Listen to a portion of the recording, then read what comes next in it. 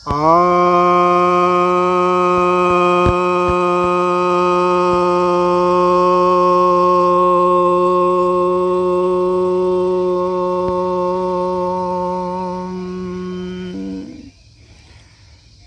भक्तजनों को सप्रेम नमन। भक्तों, आज मैं आपको पुनः उसी क्वेश्चनर की ओर ले जा रहा हूँ जहाँ पर मैंने पहले कुछ वीडियो बना दिए हैं, और ये जो विषय था, जो टॉपिक रखा गया था, वह था अल्लाह एक बनाम ईश्वर अनंत। तो इसी का अगला भाग आज बनाने जा रहा हूँ। जो क्वेश्चन दिए गए थे, जो हमारे इस्लामिक विद्वान ने उत्तर दिया था, तो उन क्वेश्चनों को मैं आपके सामने पढ़ रहा हूँ और उनके उत्तर को मैं बताता हूँ, और फिर जो संदर्भ है उसकी चर्चा करूँगा। अल्लाह के विषय में ये कहा जाता है कि he created the world in 6 days. Why it took so much time for an entity which claims to be omnipotent? एक यह प्रश्न है 7वां, और इसी से संबंधित एक और प्रश्न है 8वां। If there was nothing except Allah before creation of the world, how 6 days time was calculated and with which reference? तो ये जो दो प्रश्न पूछे गए थे, उसका उन्होंने पहले का उत्तर तो यह दिया था कि यदि जो मेरा प्रश्न है उसका मैं हिंदी में बता देता हूँ। जो 7वां प्रश्न था कि उन्होंने जो है, अल्लाह ने 6 दिन में यह दुनिया बनाई, तो यदि वे सर्वशक्तिमान हैं तो उन्हें इतना समय क्यों लगा? और जो 8वां प्रश्न है उसका हिंदी में अनुवाद इस तरह से मैं कर रहा हूँ कि अल्लाह के सिवाय कुछ भी नहीं था, जैसा कि कुरान का दावा है इस दुनिया को बनाने के पहले। तो जो 6 दिन लगे, तो वह 6 दिन किस आधार पर गिने गए? जब कुछ नहीं था तो कैसे गिने कि यह 6 दिन हो गया? टाइम कैलकुलेशन का प्रश्न यहाँ पर पूछा गया है। तो खैर, उन्होंने जो 7वें जो प्रश्न था उसका उन्होंने उत्तर यह दिया था कि वह अल्लाह जो है वह सर्वशक्तिमान है। तो सर्वशक्तिमान है तो वह 6 दिन में बनाया, यह बात सही है। और इसलिए भी वे बता रहे हैं कि सही है, बिना प्रमाण के ही बता रहे हैं कि 6 दिन क्यों लग गया। इसका कोई कैलकुलेशन का वो समय वो नहीं बता रहे हैं। वैसे तो वो बता रहे हैं कि ये कॉज एंड इफ़ेक्ट की वजह से ऐसा होता है, लेकिन वे यह नहीं बता पाए कि इसमें क्या कॉज था और क्या इफ़ेक्ट था। कॉज और इफ़ेक्ट से अगर ये दुनिया है तो इसका कॉज क्या था, इफ़ेक्ट क्या था। तो वे बता रहे हैं कि यह जो है इसलिए सही है क्योंकि यह जो है बाइबल में भी दिया हुआ है। यहूदी मतावलंबी भी यही मानते हैं और ईसाई मत वाले भी यही मानते हैं। तो चूँकि ये दोनों भी यही मानते हैं, इसलिए यह सत्य हो गया। यह तो एक बेतुकी बात है कि कोई ग्रुप मान ले कुछ भी और इस वजह से उसे सत्य माना जाए। सत्य तो जब प्रमाणित होती है कोई बात, तब मानी जा सकती है। उसका कैलकुलेशन का एक आधार होना चाहिए। तो कुरान में कैलकुलेशन का कोई आधार नहीं दिया है, सिर्फ एक स्टेटमेंट पास कर दिया गया है कि 6 दिन में इसे बनाया गया। तो और इसका वह जो है, मैं आपको प्रमाण दे रहा हूँ कि सूरा 11 वर्ष 3 में वे कह रहे हैं, surely your Lord is Allah who created the heaven and the earth in 6 days, then established himself on the throne, governing all affairs. वो कह रहे हैं कि इसमें कोई दो राय नहीं है, यह सुनिश्चित है कि तुम्हारा जो लॉर्ड है वह अल्लाह है, जिसने कि ये हेवन, स्वर्ग और यह पृथ्वी बनाई 6 दिनों में। यहाँ स्पष्ट कर दिया गया 6 दिनों में। कैसे 6 दिनों में बनाई, किस प्रक्रिया से बनाई, इन सब का कोई वर्णन नहीं है कि किस प्रक्रिया से बनाई, क्यों इतने दिन लगे, कोई इसका एक्सप्लेनेशन नहीं दिया हुआ है। और फिर स्थापित किया, फिर अपने थ्रोन पर वो बैठ करके वो शासन कर रहा है। तो एक तरफ तो निराकार की बात है, फिर थ्रोन के ऊपर बैठने की बात है, जिसका जिक्र हम लोगों ने पहले कर लिया था पिछले के वीडियो में। तो यहाँ पर तो सिर्फ टाइम का देखेंगे तो ये 6 दिन की बात कर रहे हैं, बस फ्लैट 6 दिन की बात कर रहे हैं। फिर सूरह 11 वर्ष 7 में ये बात कही गई है। 7वीं आयत कहती है सूरह 11 की, and he it is who created the heavens and the earth in 6 days, and before that his throne was upon the water, that he may test you who of you is better in conduct। कह रहे हैं कि और उन्होंने जो है अल्लाह ने दुनिया बनाई, स्वर्ग और ये जो पृथ्वी बनाई 6 दिन में। इसके पहले वह बैठा हुआ था सिंहासन पर पानी के ऊपर, और उसने ये क्यों बनाई, क्योंकि वो तुम्हें टेस्ट करना चाह रहा था। इसके विषय में मैंने पहले भी वीडियो में बता दिया था कि टेस्ट करने के लिए बनाना तो ये अज्ञानता का सूचक है। फिर भी लेकिन यहाँ पर हम लोग टाइम देख रहे हैं कि स्वर्ग और पृथ्वी बनाई 6 दिनों में, और उसके पहले वो पानी पर बैठा हुआ था। फिर यहाँ बैठने के लिए जो निराकार की बात है, तो फिर यहाँ बैठना क्या है पानी के ऊपर? निराकार को बैठने की ज़रूरत क्या है? निराकार भी कभी बैठता है क्या? बैठना उठना तो सिर्फ साकार के लिए ही संभव है। जब एक बार निराकार मानते हैं तो यह कैसे कहते हैं, और बैठना मानते हैं तो यह भी कहिए कि साकार भी है। यहाँ आप देख रहे हैं कि यह कहा जा रहा है कि अल्लाह जो है वह सिंहासन पर बैठा हुआ था दुनिया बनाने के पहले। इसका अर्थ यह है कि सिंहासन मौजूद था, जबकि पहले दावा किया गया था कि कुछ भी नहीं था अल्लाह के सिवाय। अब यहाँ पर यह कहा जा रहा है कि सिंहासन था। अच्छा, इसके बाद फिर यह कहा जा रहा है कि पानी के ऊपर सिंहासन था जिस पर वो बैठा था। इसका अर्थ यह कि पानी भी था। पहले कहा जा रहा था कुछ नहीं था, अब यहाँ पर है कि पानी भी था। तो क्या क्रिएशन किए, कैसे किए, इतना आपसी विरोधाभास है कि बस हंसी आती है और कुछ भी नहीं। तो अब यहाँ पर भी 6 दिन की बात की गई है, और बिना कारण के ही बता दिया गया है 6 दिन में। अब इसके बाद सूरह, अब इसमें 6 दिन है, परंतु कुरान में और भी बातें की गई है। सूरह 41 वर्ष 9 और 10 और 12 इनमें बताया गया है कि 2 दिन में जो सूरह 41 का वर्ष 9 बतला रहा है कि 2 दिन में पृथ्वी बनाई। O prophet, do you indeed disbelieve in him and assign compeers to him who created the earth in 2 days। यहाँ कहा 2 दिन में बनाई। He is the lord of all beings of the universe. कह रहे वह जो है पूरी दुनिया का वो ईश्वर है। फिर सूरह 41 वर्ष 10 इसमें बताया जा रहा है कि बाकी चीज़ 4 दिनों में बनाई। कौन कौन सी चीज़? पृथ्वी पर he set up firm mountain on it, blessed it and provided it with sustenance in proportion to the needs of all sit. All this was done in 4 days। कह रहे कि ये बाकी चीज़ें पृथ्वी पर जो पहाड़ वगैरह रखे गए ये 4 दिन में रखे।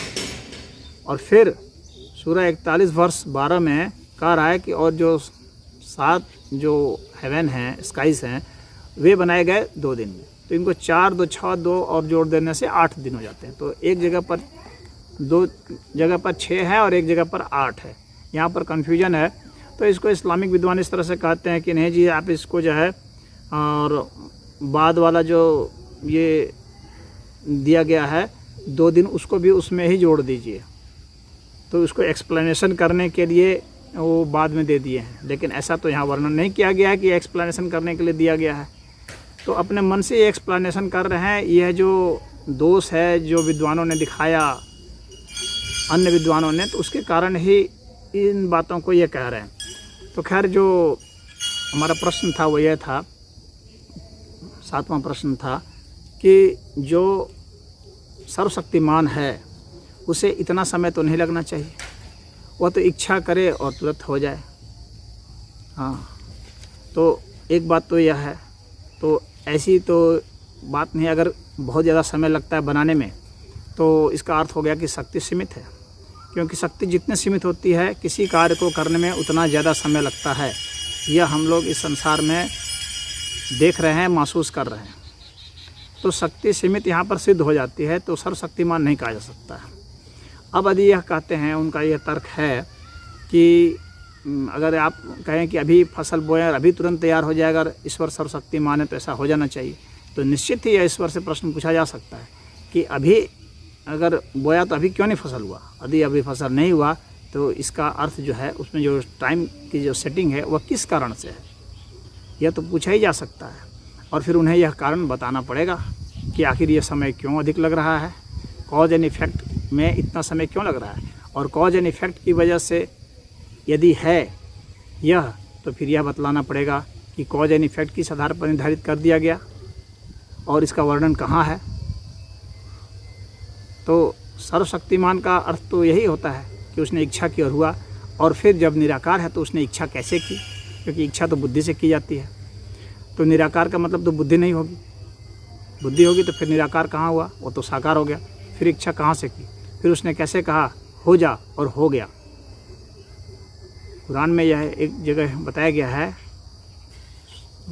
कि उसने कहा हो जा और हो गया, जिसका मैंने पिछली वीडियो में जिक्र कर दिया था। तो सूरह दूह की शायद 170वें आयत है, मैं थोड़ा सा भूल रहा हूँ या यही हो सकता है। तो उसमें ऐसा कहा गया कि हो जा और हो गया। भाई किसको कहा हो जा, जब कोई है ही नहीं सामने, तो जब सिर्फ अल्लाह ही है तो किसको कहा। क्योंकि भाषा तो तभी होती है ना जब सामने कोई हो, जब कोई है नहीं तो किसको कहा। और फिर कहने के लिए मुँह चाहिए, सोचने के लिए दिमाग चाहिए। तो जब निराकार है तो फिर सोचा कहाँ और कहा किससे, कैसे कहा। तो यहाँ जो है निराकारता की बात खंडित होती है और सर्वशक्तिमान की बात भी खंडित होती है। अब इसके बाद जो है वो फिर ये बता नहीं पाया कि 6 दिन कैसे हुआ, 5 दिन क्यों नहीं हुआ, 4 दिन क्यों नहीं हुआ, 15 दिन क्यों नहीं हुआ। कॉज एंड इफेक्ट भी अगर मानेंगे तो 6 दिन कैसे हुआ, किस आधार पर कैलकुलेशन किया, यह बताना चाहिए था। अब इसके बाद जो है जो 8वां जो प्रश्न था वह यह है कि अगर पहले कुछ नहीं था, if there was nothing except Allah, तो फिर ये जो है how 6 days time was calculated, 6 दिन कैसे गणना की गई और किस रेफरेंस में। हम जानते हैं कि जब कुछ भी नहीं होता है तो हम टाइम का कैलकुलेशन नहीं कर सकते। समय की गणना उसी समय हो सकती है जब किसी न किसी रेफरेंस में हो, और जब कोई ना कोई रेफरेंस नहीं है उपलब्ध, तब आपने समय की गणना कैसे की, संभव ही नहीं है। कोई ना कोई रेफरेंस होना चाहिए। और स्पष्ट बताया गया है कुरान में कि जब अल्लाह थे उस वक्त अन्न कुछ भी नहीं था, शून्य था। तो जब अन्न शून्य था तो फिर कैसे गणना की। इन्होंने जो उदाहरण यह दिया है कि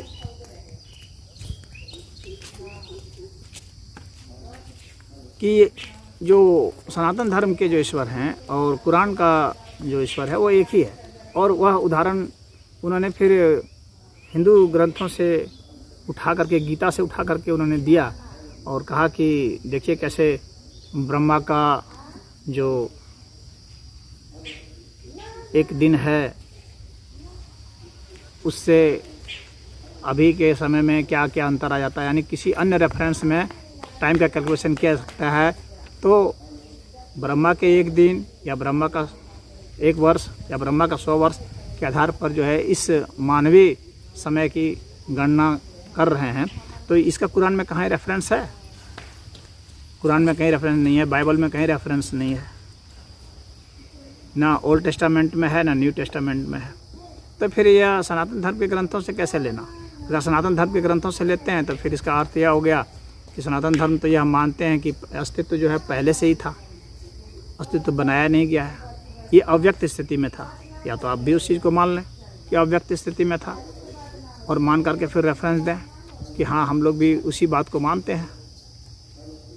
तो अगर उसी बात को मानते हैं तो फिर ब्रह्मा को आप मानते हैं। इन सारी बातों को फिर आपको बताना पड़ेगा कि यहाँ पर तो रेफरेंस दिया गया है और कैलकुलेशन दिया गया है, और वह जो कैलकुलेशन है जो यहाँ दिया गया है सनातन धर्म में, वह मैं आपको बताता हूँ कि यहाँ जो कैलकुलेशन दिया गया है उसका एक साइंटिफिक बेस है। और जो यहाँ गीता में रेफरेंस दिया गया है और बहुत मनुस्मृति वगैरह में भी दिया गया है, महाभारत में भी इसका कैलकुलेशन दिया गया है। गीता के अध्याय 8 श्लोक 17 में कहा गया है, सहस्रयुग पर्यंतम अहर्यद ब्रह्मणो विदुः रात्रिम युग सहस्रंताम ते अहोरात्र विदो जनः। अर्थात ब्रह्मा का एक दिन मानवीय 1000 चतुर्युग अवधि वाला और रात्रि भी 1000 चतुर्युगी अवधि वाला है। जो पुरुष इस तत्व को जानते हैं वे योगी जन जो है काल के तत्व को जानते हैं। तो यहाँ पर जो युग है तो वह दिव्य युग है, और उसमें एक दिव्य युग का अर्थ हो गया कि कलयुग के 4,32,000 वर्ष, द्वापर के 8,64,000 वर्ष, त्रेता के 12,96,000 वर्ष, सतयुग के 17,28,000 वर्ष। इनको कुल मिला दें तो 43 लाख और 20,000 वर्ष होते हैं। और इसी का अगर जितना ये दिन है उतना ही रात्रि भी है, तो ये जो है 8 अरब 64 करोड़ वर्ष हो जाता है ब्रह्मा का एक दिन। इसको कल्प कहते हैं, जैसे सर्ग भी कहते हैं, और रात्रि में को प्रलय कहते हैं, रात्रि में जो घटना घटती है। तो ऐसे 30 दिन रात का ब्रह्मा का एक महीना होता है, और ऐसे 12 महीनों का एक वर्ष, और यह जो है ऐसे 100 वर्ष हो जाएगी तो ब्रह्मा की पूर्ण आयु हो जाएगी। तो पूर्ण आयु का जो कैलकुलेशन होगा यह जो है 8 अरब 64 करोड़ वर्ष हो गया, गुने 30 गुने 12 गुने 100। तो यह जो है आपका 3.1 × 10⁻14 ईयर्स होता है। यह जो है महाप्रलय का, महासर का समय हुआ। अब जो हीट फ्लक्चुएशन थ्योरम है आधुनिक विज्ञान का, जो कहता है कि एक्सपेंशन कितना होगा और कब तक होगा, तो यह बताता है कि कैसे हीट एंट्रोपी आएगी तो इस यूनिवर्स का हीट डेथ होगा यह, और ये काफ़ी बिग रिप होगा। तो उसका जो कैलकुलेशन वैज्ञानिकों ने किया है वो 10⁻14 ईयर्स है। तो यह 10⁻14 ईयर्स है, और यहाँ जो कैलकुलेशन आता है तो यह 3.1 × 10⁻14 ईयर्स आता है।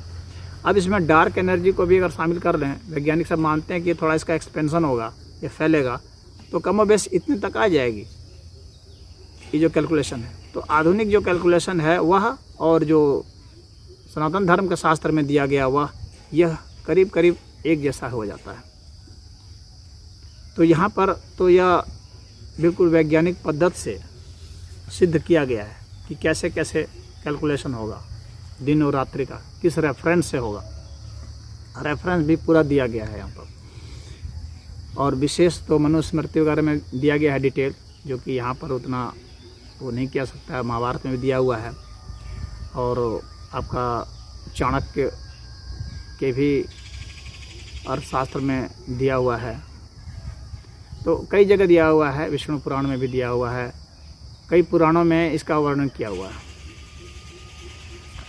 तो अब मैं यह बता रहा हूँ कि यहाँ पर अव्यक्त की स्थिति को भी बताया गया है। गीता के अध्याय 8 के श्लोक 18 में बताया गया है, अव्यक्ताद् व्यक्तः सर्वः प्रभन्त्यः रागमे रात्रि आगमे प्रलयन्ते तत्रैव अव्यक्त संज्ञके। अर्थात यह संपूर्ण जगत ब्रह्मा के दिन के प्रवेश काल में अव्यक्त से उत्पन्न होते हैं, और ब्रह्मा के रात्रि काल में प्रवेश के समय फिर अव्यक्त हो जाते हैं। तो यहाँ व्यक्त और अव्यक्त की स्थिति को बता दिया गया है कि कैसे उत्पन्न हो जाता है फिर कैसे लीन हो जाता है। अन्य भी वीडियो में मैंने बताया था।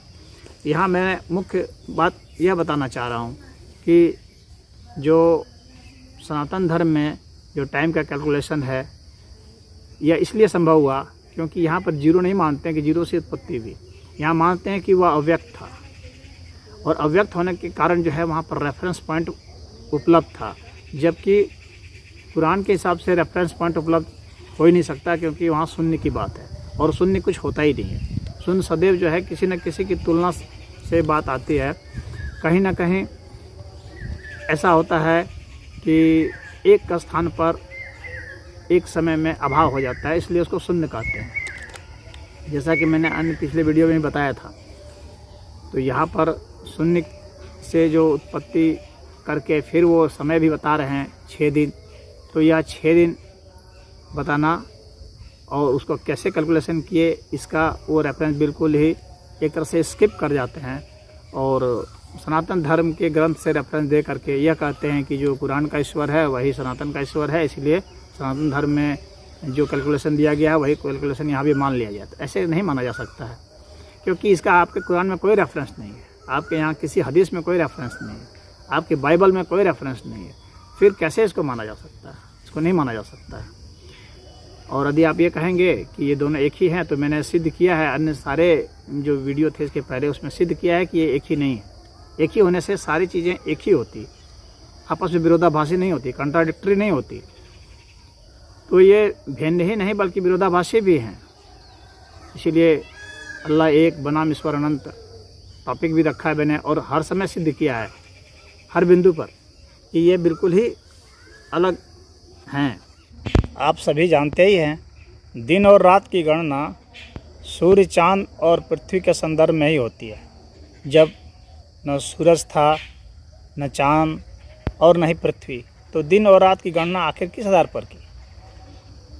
तो जहाँ तक यह बात है कि अन्य रेफरेंस में भी दिन और रात होते हैं, तो वह भी तभी संभव है जब वे हों, लेकिन उस वक्त तो यह बताया गया कि वहाँ शून्य था, कुछ भी नहीं था।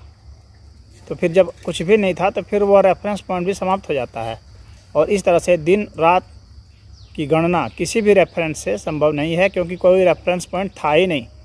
इसलिए समय की गणना कुरान के मुताबिक संभव नहीं है, यही मैं कहना चाह रहा हूँ। तो समय का कैलकुलेशन का जो है कुरान में जो रेफरेंस दिया है उसका इस्लामिक विद्वानों के पास कोई भी संतोषजनक जवाब नहीं आ रहा है। उनके पास इसका कैलकुलेशन का है नहीं। वे यह नहीं कह सकते कि कुछ और थे उस वक्त, क्योंकि और थे तो फिर जीरो कहाँ था, तो और तो थे फिर तो और फिर आप नहीं कह सकते कि और भी था। आप शून्य जब मान चुके हैं तो फिर आप और कैसे रेफरेंस लेंगे? आप रेफरेंस ले ही नहीं सकते, और शून्य से आप टाइम का कैलकुलेशन नहीं कर सकते, और फिर इसका कॉज एंड इफेक्ट फिर आप डील नहीं कर सकते। फिर अल्लाह ने कैसे कॉज एंड इफेक्ट बनाया यह बताना पड़ेगा, कॉज एंड इफेक्ट कैसे बना। और यहाँ सनातन धर्म में तो पहले से ही है कॉज एंड इफेक्ट, पहले से ही बताया गया। तो यहाँ पर तो पहले से बताया गया है, इसलिए हाँ ये बताया गया कि ये जो प्रकृति है ये अनादि है, ये भी शुरू से ही है, और ये प्रकृति जो है वह भी जो है ईश्वर का ही अंश है, ये भी यहाँ बता दिया गया पहले से ही। तो इसलिए यहाँ पर रेफरेंस के पॉइंट्स हैं, और इस्लाम के हिसाब से या बाइबल के हिसाब से कोई रेफरेंस पॉइंट नहीं है। और जब रेफरेंस पॉइंट नहीं है तो टाइम का कैलकुलेशन सही नहीं है, और इसलिए वहाँ पर जगत की उत्पत्ति का जो समय बिंदु दिया गया है वह मान्य नहीं हो सकता है। उसका कोई भी उनके पास तार्किक और वैज्ञानिक आधार नहीं है। यही मैं यहाँ कहना चाह रहा हूँ। ओम।